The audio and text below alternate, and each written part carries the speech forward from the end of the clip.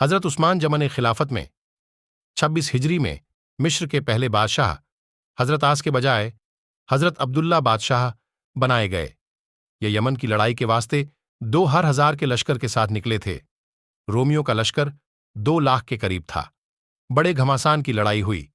رومیوں کے امیر جرجیر نے اعلان کیا تھا کہ جو شخص عبداللہ کو قتل کر دے گا اس سے اپنی بیٹی کا نکاح کروں گا اور 1,00,000 دینار انعام بھی دوں گا۔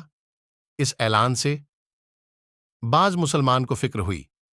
حضرت عبداللہ کو معلوم ہوا، انہوں نے کہا، یہ فکر کی بات نہیں، ہماری طرف سے بھی اعلان کیا جائے کہ جو جرزیر کو قتل کرے گا اس کی بیٹی سے اس کا نکاح کیا جائے گا اور 1000 انعام دیا جائے گا، اور مزید یہ ہے کہ اسی کو ان علاقوں کا امیر بھی بنا دیا جائے گا۔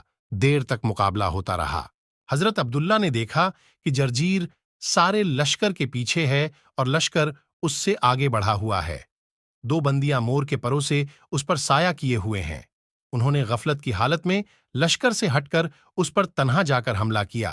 وہ سمجھتا رہا کہ یہ اس طرح بڑے آ رہے ہیں، کوئی صلح کا پیغام لے کر آ رہے ہیں، مگر انہوں نے سیدھے پہنچ کر اس پر حملہ کر دیا اور تلوار سے سر کاٹ کر برچھے پر اٹھا کر لے آئے۔ سب دیکھتے رہ گئے۔ حضرت عبداللہ بن زبیر 9 عمر ہی تھے۔ ہجرت کے بعد سب سے پہلے پیدائش مہاجرین میں ان کی ہی ہے۔ مسلمانوں کو ان کی پیدائش سے بہت خوشی ہوئی تھی، اس لیے 1 سال تک کسی مہاجرین کے کوئی لڑکا نہ ہوا تھا۔ تو یہود نے یہ کہہ دیا تھا کہ ہم نے ان مہاجرین پر جادو کر رکھا ہے، ان کے لڑکا نہیں ہو سکتا۔ حضور پاک کا معمول بچوں کو بیعت فرمانے کا نہیں تھا، لیکن حضرت زبیر کو 7 سال کی عمر میں بیعت فرما لیا تھا۔ اس لڑائی کے وقت ان کی عمر 24 سے 25 سال کی تھی۔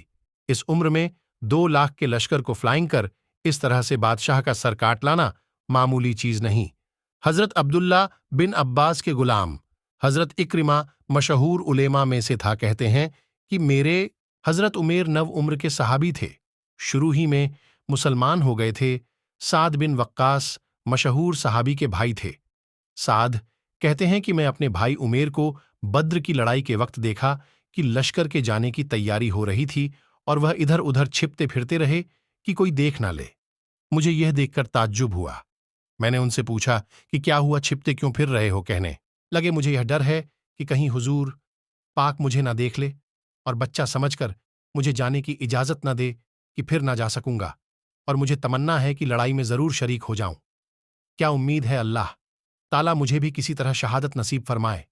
آخر جب لشکر پیش ہوا تو جو خطرہ تھا وہ پیش آیا، اور حضور پاک نے ان کے کم عمر ہونے کی وجہ سے انکار فرما دیا۔